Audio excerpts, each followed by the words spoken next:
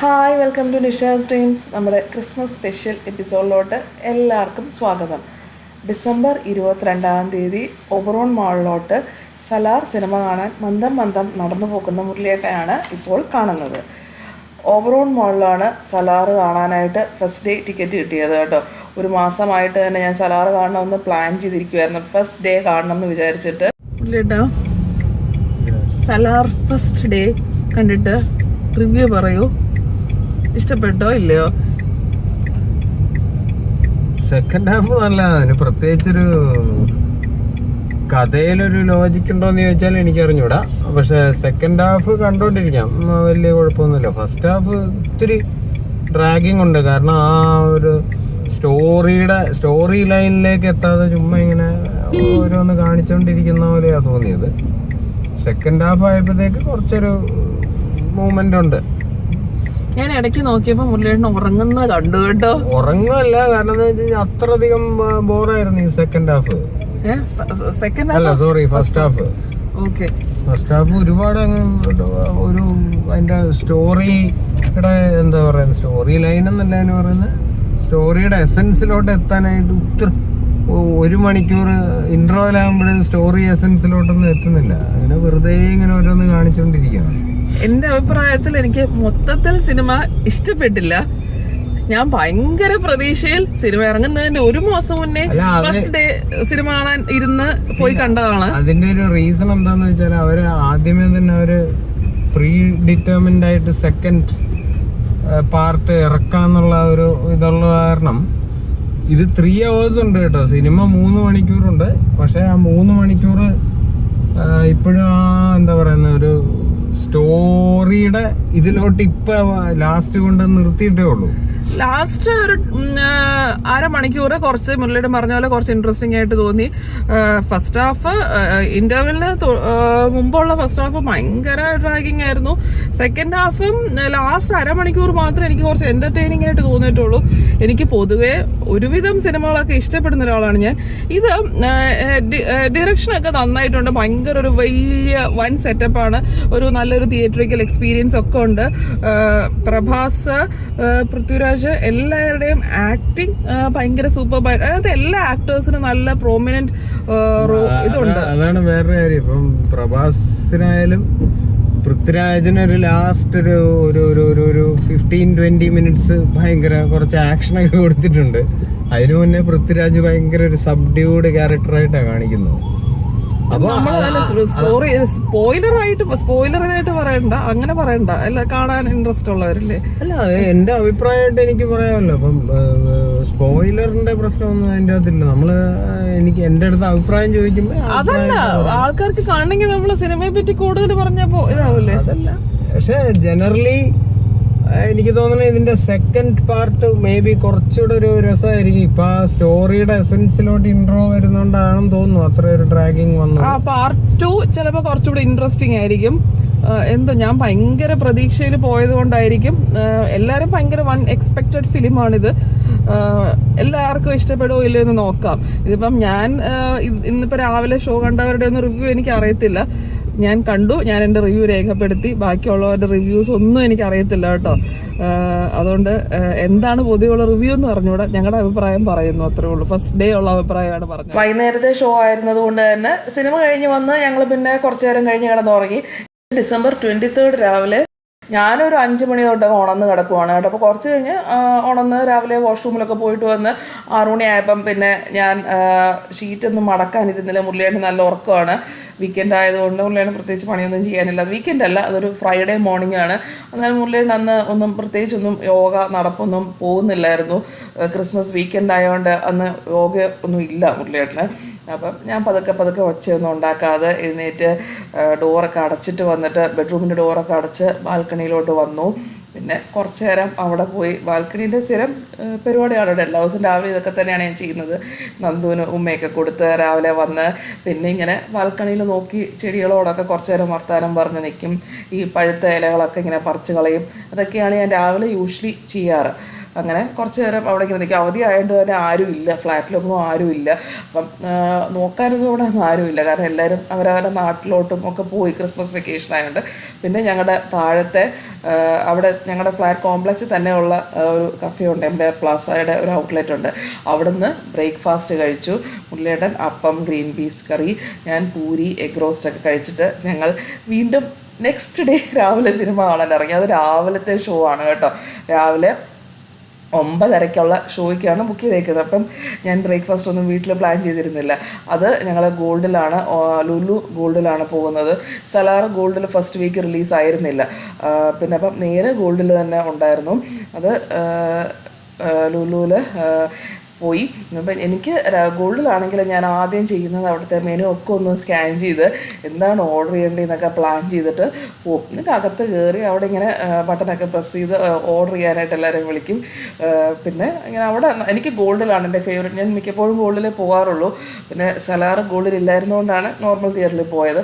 എപ്പോഴെപ്പോഴും ഞാൻ സിനിമയ്ക്കൊന്നും പോകാറില്ല കേട്ടോ. ഇങ്ങനെ ഫേവറേറ്റ് സിനിമകൾ ഇങ്ങനത്തെ നല്ല സിനിമയ്ക്കൊക്കെയാണ് പോകുന്നത്, അല്ലാതെ OTTയിലാണ് മിക്കപ്പോഴും കാണാറ്. അപ്പം മുരളിയേട്ടൻ ഇങ്ങനെ ബ്ലാങ്കറ്റൊക്കെ പുതച്ച് അവിടെ ഇരിപ്പായി.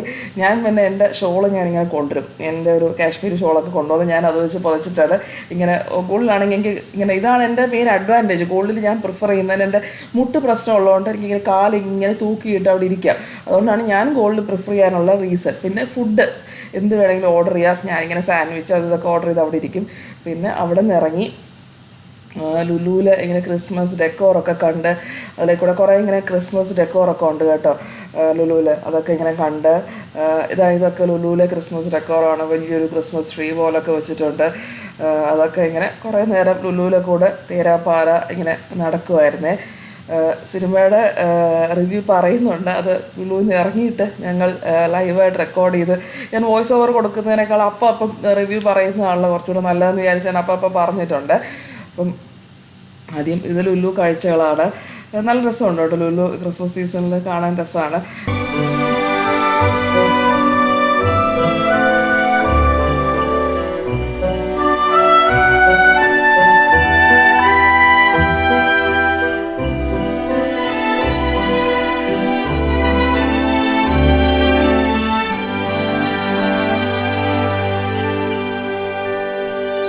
അച്ഛനൊക്കെ കൊടുക്കാനായിട്ട് അവിടെ നിന്ന് ഇങ്ങനെ പ്ലം കേക്ക് മേടിച്ചു. ഫുഡ് കോർട്ടിൽ പോയി വോക്ക് ചൈനയോ ഏതാണ്ട് ഒരു ചൈനീസ് ഔട്ട്ലെറ്റിൽ നിന്ന് ചിക്കൻ സിസ്ലർ കോംബോ ഓർഡർ ചെയ്തു. ഞാൻ ഫ്രൂട്ട് ബേയിൽ നിന്ന് ഐസ്ക്രീം കഴിക്കണമെന്നൊക്കെ പ്ലാൻ ചെയ്താണ് പോയത്. പക്ഷേ തൊണ്ടയ്ക്കൊരു ശകലം ഇറിറ്റേഷൻ ഉണ്ടായിരുന്നു അന്ന് പോയപ്പം. അതുകൊണ്ട് അത് മുരളിയേട്ടൻ സമ്മതിച്ചില്ല. പിന്നെ ഞാൻ തണുക്കാത്തൊരു ജ്യൂസ് കുടിച്ച് ആശ്വസിച്ചു. ഇപ്പം തൊണ്ട നല്ല ഫ്യൂസായിരിക്കുകയാണ്. ആൻറ്റിബയോട്ടിക്കൊക്കെ സ്റ്റാർട്ട് ചെയ്തു. നേരെ ഫിലിം കണ്ടിട്ട് ഞങ്ങൾ ഇറങ്ങി. സിനിമ ഇറങ്ങി ഒരു ദിവസം കഴിഞ്ഞിട്ടാണ് കേട്ടോ കാണുന്നത്. കാരണം ഒരു ദിവസം ഇടവിട്ടാണ് നേരും സലാറ് ഇറങ്ങിയത്. സലാറ് ഫസ്റ്റ് ഡേ കാണണം എന്നുണ്ടായിരുന്നു. നേര് 21 റിലീസായി. ഇതിപ്പോൾ 23 കണ്ടത്. എനിക്ക് നേര് നന്നായിട്ട് ഇഷ്ടപ്പെട്ടു. ഒട്ടും ബോറടിച്ചില്ല. ഭയങ്കര ഒരു സസ്പെൻസ് ഒന്നുമില്ല, എന്നാലും ഒരു കോർട്ട് റൂം ഡ്രാമയാണ് സിനിമ. അങ്ങനെ ദൃശ്യം പോലെ ഒരു സസ്പെൻസ് ത്രില്ലർ ഒന്നുമല്ല, പക്ഷെ നല്ല എൻ്റർടൈനിങ് ആയിട്ട് തോന്നി. ഇങ്ങനെ ഭയങ്കര ഒരു എൻ്റർടൈനറാണ്. മുരളിയുടെ അഭിപ്രായം പറഞ്ഞോളൂ. ജീത്തു ജോസഫിന്റെ സിനിമ എന്നുള്ള നിലയ്ക്ക് ഞാൻ കുറച്ചുകൂടി ഒരു സസ്പെൻസ് എലമെന്റ് പ്രതീക്ഷിച്ചു. പക്ഷെ ഇതിനകത്ത് സസ്പെൻസ് ഒന്നുമില്ല, സ്ട്രൈറ്റ് ഫോർവേഡാണ് കാര്യം. ആ ഒരു കാര്യത്തിൽ എനിക്ക് കുറച്ചുകൂടെ ഒരു രസമാക്കാമായിരുന്നു എന്ന് എനിക്ക് തോന്നി. അത്രേ പറയാനുള്ളൂ. എനിക്ക് അത്രയ്ക്ക് ജീത്തു ജോസഫിന്റെ ഫിലിമിന്റെ ഒരു സ്റ്റാൻഡേർഡിൽ തീരെ ഒരു കോർട്ട് ട്രയൽ അത്രേ ഉള്ളൂ. പറഞ്ഞത് ലാസ്റ്റ് ഞാൻ ഏതായാലും എഡിറ്റ് ചെയ്തിട്ട് ഇടുള്ളൂ. പുള്ളിയുടെ ഒരു സ്പോയിലർ പറഞ്ഞത് ഞാൻ കട്ട് ചെയ്തിട്ടിടാം. അപ്പൊ നിങ്ങൾ ഇടയ്ക്ക് ഒരു കട്ട് വീഡിയോയിലും അത് ഫ്ലോ ഇല്ലാതെ കണ്ടത് അതുകൊണ്ടായിരിക്കും. നമ്മൾ കണ്ടിന്യൂ. അതിൻ്റെ അകത്ത് ഒപ്പീനിയൻ വൈസ് ചോദിച്ചു കഴിഞ്ഞാൽ നല്ല ഫിലിമാണ്, ഫിലിമിന് കുഴപ്പമൊന്നുമില്ല. പക്ഷെ ഫുൾ ടൈം ഒരു കോർട്ട് ഇത് മാത്രമേ ഉള്ളൂ, വേറൊന്നും അതിൻ്റെ അകത്തില്ല. അതിൻ്റെ അകത്തൊരു സസ്പെൻസ് എലമെന്റ്, അതാണ് ഞാൻ പറഞ്ഞത്. അതൊരു ഡയറക്ടർ പോയിന്റ് ഓഫ് വ്യൂവിൽ പറയുകയാണെങ്കിൽ ഈ പുള്ളിയുടെ എല്ലാ സിനിമകളും കുറച്ചുകൂടെ ഒരു സസ്പെൻസ് എലമെന്റ്, ഒരു ട്വിസ്റ്റ് എപ്പോഴും ഉണ്ടാവാറുണ്ട്. ഇതിനകത്ത് ട്വിസ്റ്റ് എലമെന്റ് പോയിട്ട് അത് മിസ്സിങ് ആണ്. അത് അത്ര എനിക്ക് പറയാനുള്ളൂ. ഓക്കെ, പക്ഷേ ഒന്നുമില്ല. മുരളിയേട്ടൻ ഇപ്പം സലാറ് നമ്മളൊരു 10 ഔട്ട് ഓഫ് എത്ര മാർക്ക് കൊടുക്കാം? നമ്മൾ ഇന്നലെ അല്ലേ കണ്ടത്. ഭയങ്കര എക്സ്പെക്ടേഷൻ ആണ് ഞാൻ സലാറിന് പോയത്. സലാറിന് ഞാനൊരു 5 കൊടുക്കും, ഇതിനൊരു 6.5 കൊടുക്കും, അത്രേ ഉള്ളൂ. ഓക്കെ, എനിക്ക് സലാറിന് ഞാൻ ഭയങ്കര എക്സ്പെക്ടേഷനിൽ പോയൊരു മൂവിയാണ്. ഒരു ബിഗ് ബഡ്ജറ്റ് സിനിമയാണ്. ഞാൻ ഭയങ്കര പൃഥ്വിരാജ് ഫാനുമാണ്, മോഹൻലാൽ ഫാനുമാണ്, രണ്ടുപേരുടെയും ഫാൻ ആണ്. പിന്നെ ഭയങ്കര എക്സ്പെക്റ്റഡ് മൂവിയായിരുന്നു സലാർ. അതുകൊണ്ടാണ് ഫസ്റ്റ് ഡേ തന്നെ കാണണമെന്ന് ഡിസൈഡ് ചെയ്ത് പോയത്. അത്രയും ഒരു ബിഗ് ബഡ്ജറ്റ്, ഒരു KGF ഒക്കെ എനിക്ക് ഇതിലും ഇഷ്ടപ്പെട്ടു. പക്ഷെ സലാർ ഭയങ്കര ഡ്രാഗിങ് ആയിട്ട് തോന്നി കേട്ടോ. അതെനിക്കൊരു ഭയങ്കര ഡിസഡ്വാൻറ്റേജ് അല്ലേ. അത്ര expected first half, second half, സലാറിന്റെ സെക്കൻഡ് ഹാഫ് നോക്കുകയാണെന്നുണ്ടെങ്കിൽ എനിക്ക് ഇഷ്ടപ്പെട്ടു. എനിക്ക് ആ സെക്കൻഡ് ഹാഫ് എന്ന് വെച്ചാൽ എസ്പെഷ്യലി ലാസ്റ്റ് ഒരു 1 hour നന്നായിട്ടുണ്ട്. ലാസ്റ്റ് 1 hour നല്ലായിരുന്നു. കുറച്ച് നമ്മുടെ ഒരു രോമാഞ്ചം കൊള്ളിക്കുന്ന സീൻസ് ഒക്കെ ഉണ്ടായിരുന്നു. പക്ഷെ ഒരു ഹൈപ്പിന്റെ അനുസരിച്ച് ഇതിനകത്ത് രോമോ അഞ്ചോ ഇല്ല ഇന്ന് കണ്ടതില്.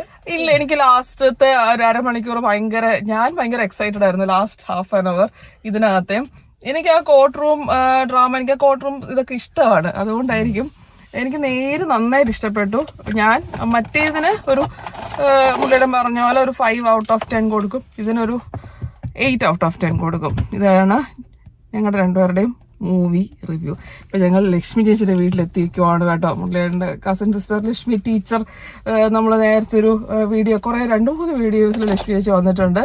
അപ്പോൾ ഇനി അങ്ങോട്ട് കയറാം. അതെ, മണപ്പിക്കുന്നത്.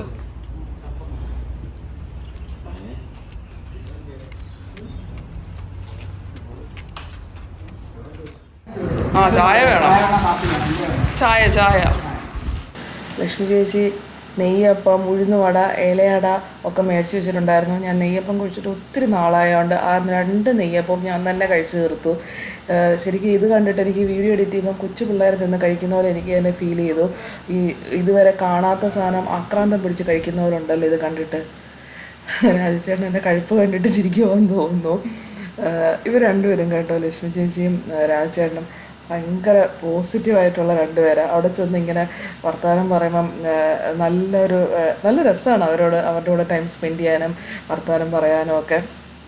പിന്നെ അവിടുന്ന് ഞങ്ങൾ നേരെ അച്ഛൻ്റെ അമ്മയുടെ അടുത്താണ് പോയത്. കേക്കൊക്കെ ആയിട്ട് പിറ്റേ ദിവസമായിരുന്നു ക്രിസ്മസ്. അപ്പം തലേന്ന് പിറ്റേ ദിവസമല്ല, 22-ാം തീയതി ഇത് കൊടുക്കാനും ഒക്കെ ആയിട്ട്. ക്രിസ്മസിൻ്റെ ഒരു ദിവസം മുന്നേ അങ്ങനെ അല്ല, ഇത് അത് തന്നെ 20 എല്ലാം കൂടെ കൺഫ്യൂഷനായല്ലോ. ഏതോ ഡേറ്റ്.